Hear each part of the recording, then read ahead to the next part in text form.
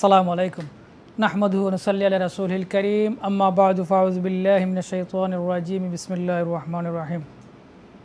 আয়ান টিভির দর্শকতা আপনাদের সবাইকে স্বাগত জানাচ্ছি আপনাদের প্রিয় অনুষ্ঠান আলোর পথে। অনুষ্ঠানে আপনাদের সাথে আছি আমি মোহাম্মদ মুসলিউদ্দিন এবং আলোচক হিসাবে আছেন অনুষ্ঠানের নিয়মিত আলোচক লন্ডন দারুল হাদিস লতিফিয়া সম্মানিত উস্তাদ মুফতি আশরাফুর রহমান সাহেব। আসসালামু আলাইকুম শেখ। ওয়ালাইকুম আসসালাম ওয়া রাহমাতুল্লাহ। ভালো আছেন? আলহামদুলিল্লাহ, আল্লাহর শুকর। জাযাকাল্লাহ খায়ের। দর্শক শ্রোতা, আপনারা অবশ্যই জানেন যে আলোর পথে অনুষ্ঠানে মুফতি সাহেব একটা নির্দিষ্ট বিষয়ের উপর আলোচনা করেন। তার পাশাপাশি আপনাদের যদি কোনো কোয়েশ্চন থাকে তাও উত্তর দিয়ে থাকেন আলহামদুলিল্লাহ। ইনশাল্লাহ আজকেও তার ব্যতিক্রম নয়, আমরা মুফতি সাহেবের কাছ থেকে নির্দিষ্ট বিষয়ের উপর আলোচনা শুনব এবং তার পাশাপাশি আপনাদের কোয়েশ্চন নেব ইনশাল্লাহ। আপনারা অবশ্যই জানেন যে হিজরি বছরের প্রথম মাস এখন হচ্ছে মুহররম মাস এবং এই মাস অত্যন্ত গুরুত্বপূর্ণ ইসলামের ইতিহাসে। বিশেষ করে এই মাসে পবিত্র আশুরা এবং এই আশুরা মুসলমানদের ইতিহাসে অত্যন্ত গুরুত্বপূর্ণ একটা দিন। তাই আমরা মুফতি সাহেবের কাছে অনুরোধ করব যে পবিত্র আশুরা উপলক্ষে যদি আমরা ওনার কাছ থেকে এই দিনের যদি তাৎপর্য শুনি, গুরুত্ব শুনি এবং এই দিনে আমাদের মুসলমান হিসাবে আমাদের কি করণীয় রয়েছে মুফতি সাহেব যদি একটু আলোচনা করেন ইনশাআল্লাহ। তাই আমি কথা না বাড়িয়ে সরাসরি চলে যাচ্ছি মুফতি সাহেবের কাছে। আমরা শুনি আপনার কাছ থেকে বিষয় শুনি ইনশাআল্লাহ, আশুরা বিষয়ে। মুফতি সাহেব। আসসালামু আলাইকুম ওয়া রাহমাতুল্লাহ।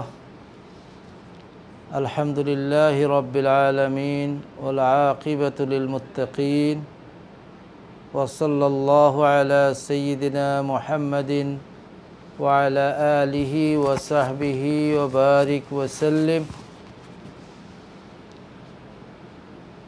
আম্মা বা'দ। আয়ন টিভির আলোর পথের অনুষ্ঠানের শুরুতে মহান আল্লাহ রাব্বুল আলামিনের অসংখ্য গণিত শুকর আদায় করছি যে আল্লাহ সুবহানাহু ওয়া তাআলা আমাদেরকে এই মহান দিনে, মহান সময়ে এই সুন্দর অনুষ্ঠানে আসার তৌফিক দান করেছেন, আলহামদুলিল্লাহ। মোবারকবাদ জানাচ্ছি আয়ন টিভি কর্তৃপক্ষকে, কলাকৌশলীকে, আয়ন টিভি আলোর পথে অনুষ্ঠানে সম্মানিত উপস্থাপককে মোবারকবাদ জানাচ্ছি আয়ন টিভির এই অনুষ্ঠানের দূরের কাছের সম্মানিত দর্শকদেরকে। আল্লাহ সুবহানাহু ওয়া তাআলা আমাদেরকে সুযোগ দান করেছেন এই অনুষ্ঠানের মাধ্যমে আমরা প্রতি শুক্রবার নিয়মিতভাবে আলোর পথে অনুষ্ঠান আপনাদের সম্মুখে নিয়ে আসি এবং এই অনুষ্ঠানে বিভিন্ন বিষয় নিয়ে আলোচনা করার প্রয়াস নেওয়া হয়। আজ যে বিষয় নিয়ে আলোচনা করতে আদিষ্ট হয়েছি সেই বিশেষ বিষয় হচ্ছে আশুরা। সুপ্রিয় দর্শক, আশুরা সবার কাছে পরিচিত। সেই আশুরার ইতিহাস নতুন ইতিহাস নয়। এই আশুরার ইতিহাস ইসলামের প্রথম যুগে, ইসলামের পূর্ব যুগে মানব জাতির ইতিহাসের সাথে কোনো না কোনো ক্ষেত্রে আশুরার সেই ইতিহাস জড়িত রয়েছে। আশুরা বলতে যেটা বোঝানো হয় দশম দিন, মুহররম মাসের দশম দিনকে আশুরা বলা হয়। মুহররম মাসের 10 তারিখ, সেই 10 তারিখকে আশুরা বলা হয়। আরবিতে আশুরা, আশার মানে 10, সেই 10তম দিনকে আশুরার দিন বলা হয়। এই দিনটি সুপরিচিত, প্রত্যেক মাসেই 10তম দিন আসে, 10 তারিখ আসে, কিন্তু মুহররমের 10 তারিখ যখন আসে, আরবি বৎসরপঞ্জিকার প্রথম মাস মুহররম, সেই মুহররমের 10 তারিখ যখন আসে তখন সেই 10 তারিখটা আশুরা হিসেবে 10 তারিখ হিসেবে প্রসিদ্ধি লাভ পেয়েছে। অন্য সবটি 10 তারিখ, কিন্তু এটা স্পেশাল। এটা স্পেশাল। মুফতি সাহেব একজন কলার আছেন, শুরুতে দেখি উনি কি জানতে চান। হ্যালো কলার, আসসালামু আলাইকুম।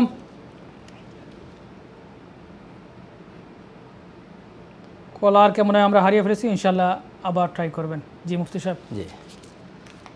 তো এই নাম তার হয়ে যাওয়ার কারণ হচ্ছে এই নাম হয়ে গেছে, এই দিনের কিছু বৈশিষ্ট্য রয়েছে। এই দিন অত্যন্ত ইতিহাস বহুল দিন।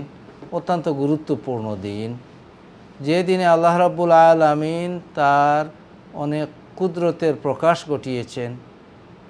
এই দিনটি ইসলাম পূর্বেও সম্মানিত ছিল, অন্যান্য উম্মতদের কাছে, আহলে কিতাবের কাছে এই দিনটি সম্মানিত ছিল এবং সেই দিনটি মুমিনদের কাছেও সম্মানিত। আশুরার দিন যখন আসে, মুহররমের মাস যখন আসে, সেই মুহররমের মাস আমাদেরকে দুটি বিষয় বিশেষভাবে জাগিয়ে তোলে, দুটি বিষয় স্মরণ করিয়ে দেয়, দুটি বিষয় আমাদেরকে জানিয়ে দেয়। একটি বিষয় হচ্ছে জালিম, জুলুমকারী, অত্যাচারকারী, সে যতই ক্ষমতাবান হোক তার শেষ একদিন হবে, তার অস্তিত্ব বিলীন হয়ে যাবে। প্রত্যেক জুলুমেরই একটা শেষ আছে, জালিমের শেষ আছে। সেই বিষয়টি আমাদেরকে স্মরণ করে দেয় যখন আশুরার দিন আসে, আশুরার কথা আসে, আশুরার আলোচনা হয়, তখন সেই বিষয়টি মুমিনের মস্তিষ্কে, মুমিনের জ্ঞানে সেটা চলে আসে যে যে জালিম হোক, যত বড়ই জালিম হোক, তার একটা এন্ড আছে, তার একটা শেষ আছে। আবার আশুরার যখন দিন আসে, সেটা আমাদেরকে আরেকটি বিষয়কে জানিয়ে দেয় যে জালিম বা জুলুম যত বড়ই হোক, জালিম যত বড়ই হোক, জুলুমের কাছে, জালিমের কাছে মাথা নত করতে নাই। জুলুমের বিরুদ্ধে আমাদেরকে রুখে দাঁড়াতে হবে। সেই ইতিহাস, সেই শিক্ষা আশুরা যখন আসে তখন আমাদেরকে প্রদান করে। সুপ্রিয় দর্শক, প্রথম দিকটি যে দুটি বিষয় মৌলিকভাবে আমাদেরকে আশুরা আসলে সারা জাগিয়ে দেয়, প্রথম বিষয়টি হচ্ছে যে আমাদেরকে জানিয়ে দেয়, বাস্তবিকভাবে আমরা উপলব্ধি করতে পারি যে জালিমের শেষ হয়, জালিম শেষ হয়ে যায়, জালিম টিকে থাকতে পারে না। আল্লাহ রাব্বুল আলামিন এই ইতিহাসকে জারি করেছেন, সেটা ইসলামের পূর্ব যুগে ছিল।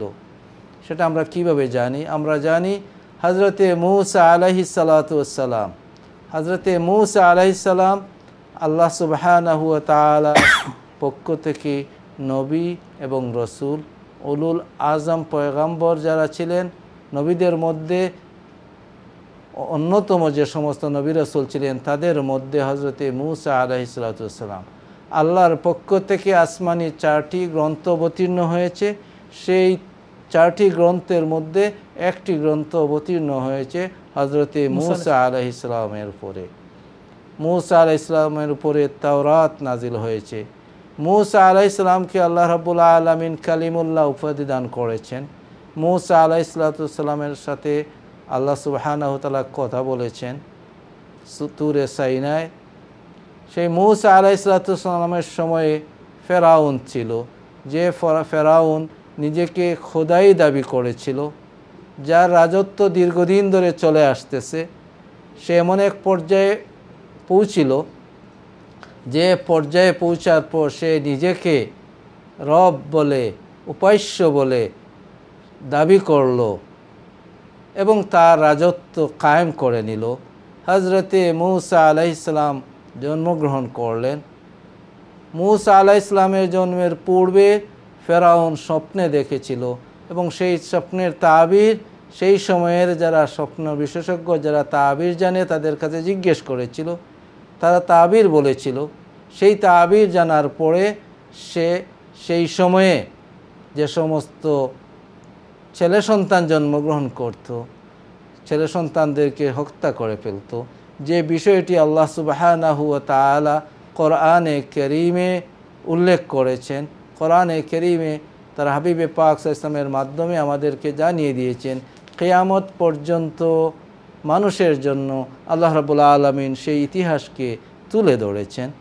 সেই মূসা আলাইহিস সালামকে আল্লাহ রাব্বুল আলামিন সেই সময়েই এ দুনিয়াতে পাঠিয়ে দিলেন এবং সেই মূসা আলাইহিস সালামকে আল্লাহ রাব্বুল আলামিন তার সেই শিশু বয়সে ফেরাউনের গড়েই লালিত পালিত হলেন, সেখানেই বেড়ে উঠলেন।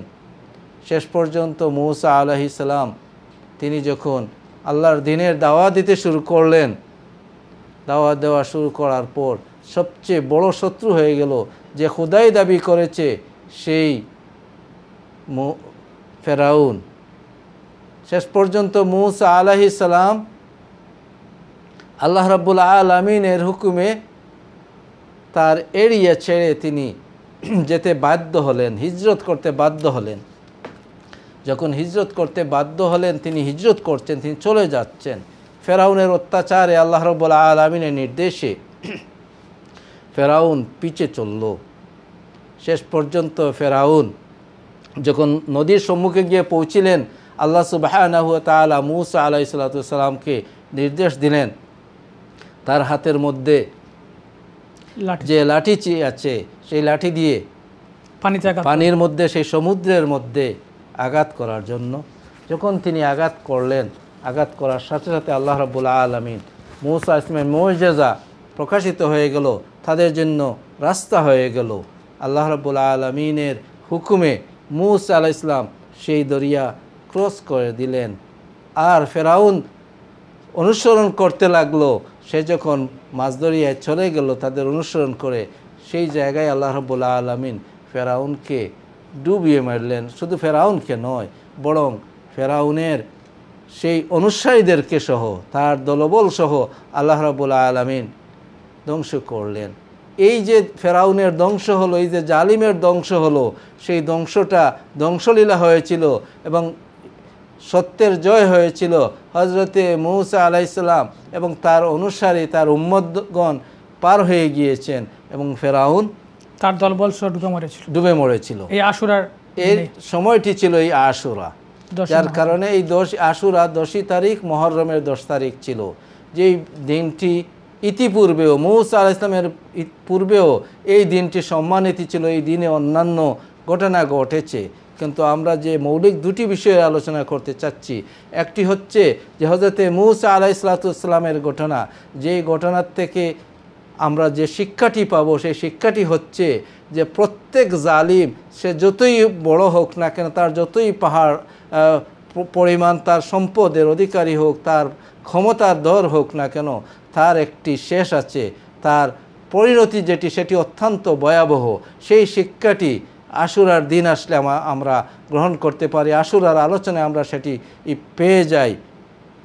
যখন ফেরাউন মরে গেল, ফেরাউন ডুবে গেল, ধ্বংস হয়ে গেল, মূসা আলাইহিস সালাম তার অনুসারীদেরকে নিয়ে পার হয়ে গেলেন। মূসা আলাইহিস সালাম, আল্লাহ রাব্বুল আলামিন তাকে যে এই নিয়ামত দান করেছেন, আল্লাহ রাব্বুল আলামিন তাকে রক্ষা করেছেন সেই ফেরাউনের শাস্তির থেকে, ফেরাউনের জুলুম থেকে। শুধু তাকে নয়, তার অনুসারীদেরকে, বনি ইসরাইলকে আল্লাহ রাব্বুল আলামিন ফেরাউনের এই কবজাত থেকে, ফেরাউনের অত্যাচার থেকে রক্ষা করেছেন। মূসা আলাইহিস সালাম তিনি আল্লাহ রাব্বুল আলামিনের শুকরের জন্য, এর শুকর আদায় করতে যে তিনি রোজা রাখা শুরু করলেন এবং তার উম্মতদেরকে রোজা রাখতে নির্দেশ দিলেন। যে আল্লাহ রাব্বুল আলামিন আমাদেরকে এতই নিয়ামত দান করেছেন, এতই সফলতা দান করেছেন যে আল্লাহ রাব্বুল আলামিন আমাদেরকে রক্ষা করেছেন এবং আমাদের শত্রু, আল্লাহর শত্রু খোদাই দাবিদার ফেরাউনকে এবং ফেরাউনের দলবলকে আল্লাহ রাব্বুল আলামিন ধ্বংস করে দিয়েছেন। এই বিষয়টি আমরা কিভাবে জানতে পারলাম? রাসূল পাক সাল্লাল্লাহু আলাইহি ওয়াসাল্লাম মদিনায় হিজরতের পূর্বেও মক্কা মুকাররমায় মক্কাবাসীরাও এই দিনকে সম্মান দেখাতেন। আশুরার দিন আসলে তারা রোজা রাখতেন। রাসূল পাক সাল্লাল্লাহু আলাইহি ওয়াসাল্লাম মক্কা মুকাররমায় রোজা রেখেছেন। মদিনায় তৈবায় যখন হিজরত করেছেন, হিজরত করার পর রাসূল পাক সাল্লাল্লাহু আলাইহি ওয়াসাল্লাম দেখতে পেলেন মদিনাবাসীর আহলি কিতাবী যারা, বনি ইসরাইলের লোক যারা সেখানে বসবাস ছিল, তারা ওই দিনটিতে রোজা পালন করেন। যখন আশুরার তারিখ আসলো, 10 তারিখ যখন আসলো, মুহররমের মাস আসলো, মুহররমের 10 তারিখ দেখতে পেলেন তারা রোজা রাখছে। রাসূল পাক সাল্লাল্লাহু আলাইহি ওয়াসাল্লাম তাদেরকে জিজ্ঞেস করলেন যে তারা এই রোজা রাখছেন কেন? তারা উত্তরে বলছিলেন যে আল্লাহ সুবহানাহু ওয়া তাআলা ওই দিনে আমাদের নবী হযরতে মূসা আলাইহিস সালামকে এবং তার অনুসারীদেরকে নাজাত দান করেছিলেন এবং তাদের শত্রু জালিম, সেই খোদাই দাবিদার, মিথ্যা খোদাই দাবিদার, সেই ফেরাউনকে এবং তার সদবলকে আল্লাহ রাব্বুল আলামিন ধ্বংস করেছিলেন। মূসা আলাইহিস সালাম এবং তার অনুসারীরা আল্লাহর শুকর আদায়ার্থে সেই দিনে রোজা রেখেছেন। তাই আমরা তার অনুসরণ করে সেই দিনে আমরা এই রোজা ধারাবাহিকভাবে রোজা রেখে আসছি, এই দিনকে আমরা সম্মান করছি। রাসূল পাক ইসলাম তখন তাদেরকে বললেন যে আনা আহাক্কু বি মূসা মিনকুম, হে লোক সকল জেনে রাখো মূসা আলাইহিস সালামের সাথে আমার সম্পর্ক তোমাদের চেয়ে আরও গভীরে। তোমরা মূসা আলাইহিস সালামের শরীয়তের দাবি করছো, কিন্তু তোমরা মূসাকে অনুসরণ করছো না। তোমরা মূসা আলাইহিস সালামের সেই রেখে যাওয়া দিনকে পরিবর্তন করেছো, কাটছাট করেছো, এক স্থানে অন্য বিষয়ে ঢুকিয়ে দিয়েছো, অনেকগুলোকে তোমরা পরিবর্তন করে নিয়েছো, অনেকগুলোকে তোমরা লুকিয়ে রাখছো, মানুষের কাছে তোমরা সেটা বলছো না। তোমরা মানুষের কাছে সেটা বলছো না। এর কারণ কি? এর প্রমাণ কি যে তারা মানুষের কাছে বলছেন না? হযরতে আব্দুল্লাহ বিন সাল্লাম রাদিয়াল্লাহু তাআলা আনহু যখন মদিনা তৈয়বা হিজরতের পরে ইসলাম গ্রহণ করলেন, তখন সেই বনী ইসরাইলের একজনে অপরাধ করলো। যখন সে ইসলাম গ্রহণ করলেন এবং রাসূল পাক ইসলামের সাহাবী হয়ে গেলেন, সাহাবী হওয়ার পর যখন সেই মদিনায় তৈয়বায় রাসূল পাক সাল্লাল্লাহু আলাইহি সাল্লাম সেই দ্বীনের ভিত্তি কায়েম করলেন, বিচার ব্যবস্থা কায়েম হলো, অন্যায় নির্মূল হলো, অপরাধীদেরকে তাদের উপযুক্ত শাস্তির সম্মুখীন হতে হতো। তাই একজন অপরাধ করে ফেলল বনী ইসরাইলের, তাকে নিয়ে আসা হলো, সেই বিচারটি এসে এলো সেই রাসূল পাক ইসলামের কোর্টে।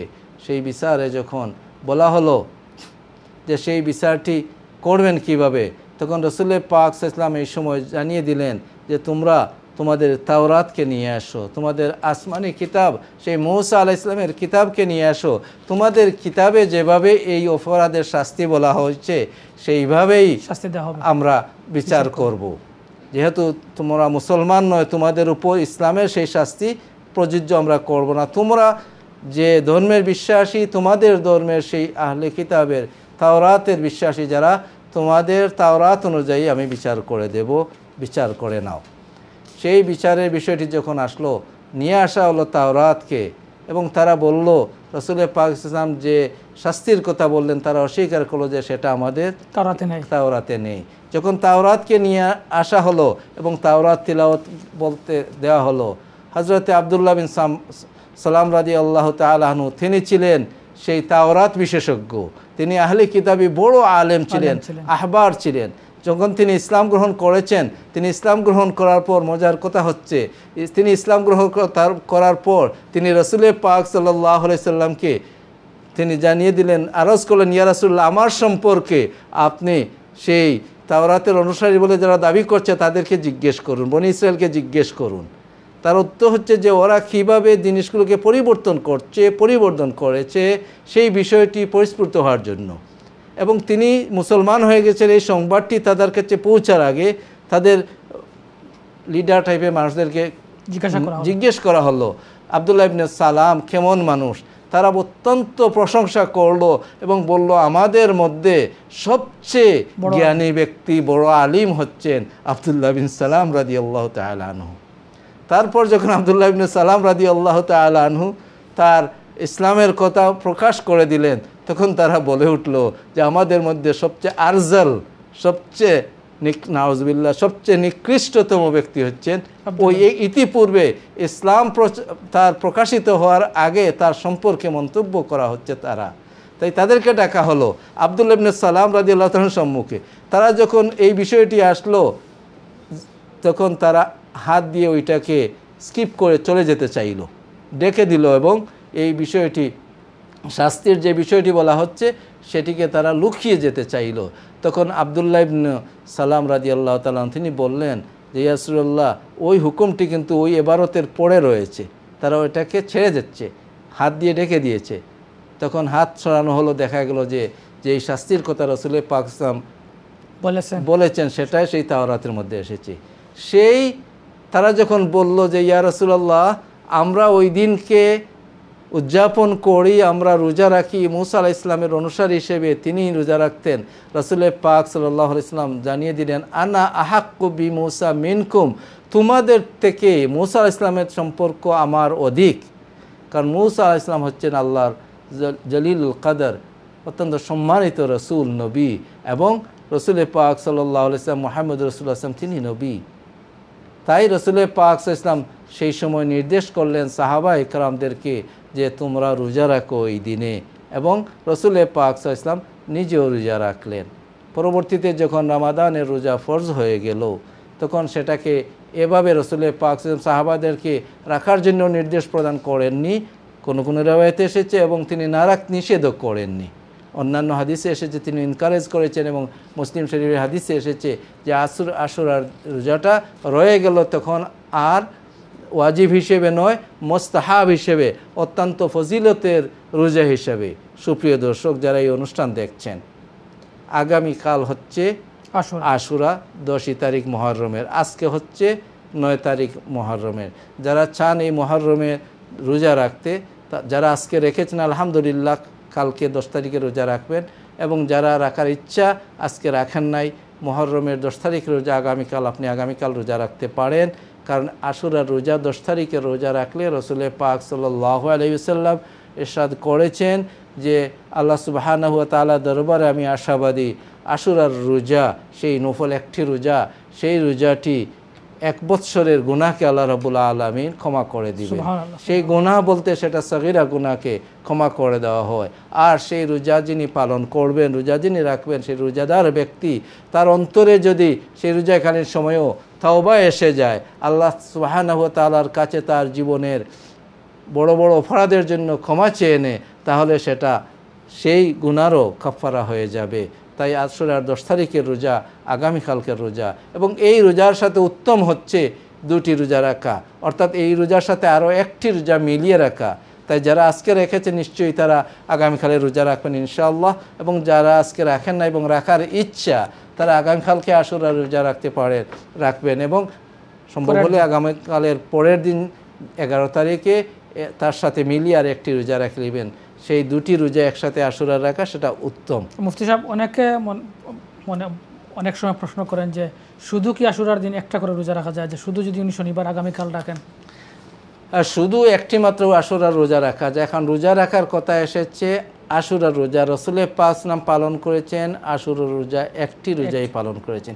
ইতিপূর্বে আমরা আলোচনা করেছি যে 9 জিলহজ্জা একটি রোজা আমরা রেখেছি, একটি করে রোজা রাখা মাকরু নয়, উত্তম হচ্ছে আশুরার রোজা 2টি রাখা। কেন? যখন রসুল পাক সাল্লাল্লাহু আলাইহি ওয়াসাল্লামের জীবনের শেষ প্রান্তরে, রসুল পাক সাল্লাল্লাহু আলাইহি ওয়াসাল্লাম শেষের দিকে যখন ইসলাম বিস্তৃত হয়ে গিয়েছে, তখন রসুল পাক সাল্লাল্লাহু আলাইহি ওয়াসাল্লামের বিষয় ছিল যে তিনি অন্য ধর্মাবলম্বী যারা তারা যে সমস্ত কাজ করেন ধর্মীয় ব্যাপারে, তাদের সাথে বৈপরীত্য করা, অর্থাৎ তাদের সাথে কিছু ডিফারেন্স করা, পুরো বৈপরীত্য নয়। যেহেতু যারা 10 তারিখের রোজা রাখেন, আমরা 10 তারিখের রোজা রাখি। যখন রসুল পাক ইসলামকে সাহাবা ইকরাম জিজ্ঞেস করলেন, ইয়া রাসূলুল্লাহ, ওই দিন তো তারা রোজা রাখে, আমরাও রাখি একটা রোজা। তখন রসুল পাক সাল্লাল্লাহু আলাইহি সাল্লাম ইরশাদ করলেন, তিনি আশা ব্যক্ত করলেন যে যদি আল্লাহ রাব্বুল আলামিন আমাকে রাখেন, তাহলে আগামী বৎসরে আমি পরবর্তী বৎসরে আমি 9 তারিখের রোজা রাখবো আশুরার সাথে, বা তার সাথে একটা রোজাকে মিলিয়ে রাখবো। এই থেকে মুহাদ্দিসিনগণ, ফুকাহায়ে কেরামগণ উত্তম নিয়েছেন যে আশুরার 2টি রোজা রাখা। যদি কেউ 2টি রাখা সম্ভব না হয়, একটি রোজাও যদি রাখেন, সেটা রাখবেন রসুলের সুন্নত হিসেবে, অন্য ধর্মের অনুসরণের জন্য নয়। ভালো কাজে যদি কেউ অন্য ধর্মের অনুসরণের জন্য করে থাকে, তাহলে সেই হিসেবে তাকে গণ্য করা হবে। তাই যেহেতু আশুরার রোজা রসুল পাক সাল্লাল্লাহু আলাইহি ওয়াসাল্লাম রেখেছেন, এবং ইসলামিক শরীয়তে সেই আশুরার দিনের রোজাটি মুস্তাহাব রোজা, এবং এই রোজার সাথে আরেকটি রোজাকে মিলিয়ে রাখা মুস্তাহাব, এর অর্থ নয় মিলানি ওয়াজিব। তাই এই বিষয়টি আমাদের শঙ্কার প্রয়োজনে যারা রাখবেন, উত্তম হচ্ছে 2টি রোজা রাখা। যদি কেউ না পারেন, শুধুমাত্র একটাই রোজা রাখেন, তাহলে আপনার রোজা হবে, একটা রোজার আপনি ফজিলত পাবেন, গুনাহ হবে না ইনশাআল্লাহ। জাযাকাল্লাহ মুফতি সাহেব, আমরা ছোট্ট একটা বিরতিতে যেতে হচ্ছে। দর্শক শ্রোতা, ইনশাআল্লাহ আমরা বিরতির পর তাড়াতাড়ি ফিরে আসবো। আশা করি বিরতির পরও আপনারা আমাদের সাথে থাকবেন। ধন্যবাদ।